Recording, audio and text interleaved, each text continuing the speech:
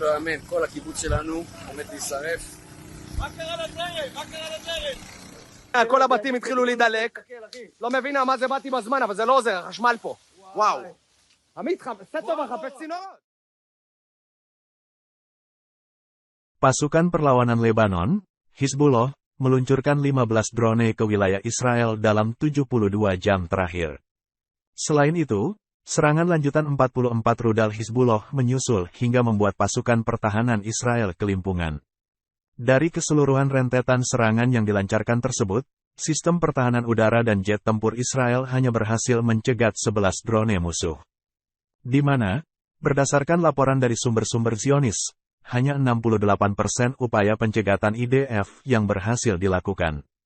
Namun demikian, pihak IDF pada Jumat, tanggal 14 Juni tahun 2024, menekankan bahwa angkatan udaranya berupaya menggagalkan rencana apapun dari musuh. Seperti menggunakan jet tempur, memperkuat sistem pertahanan udara dan sistem kendali hingga menjaga perbatasan Israel. Hanya saja, upaya itu tak membuahkan hasil karena minimnya kemampuan Iron Dome usai beberapa di antaranya berhasil dilumpuhkan perlawanan. Mengutip tribunnews.com, Sabtu, tanggal 15 Juni tahun 2024, sebelumnya diberitakan bahwa Israel memantau sebanyak 44 rudal dan 15 drone dilesatkan dari Lebanon.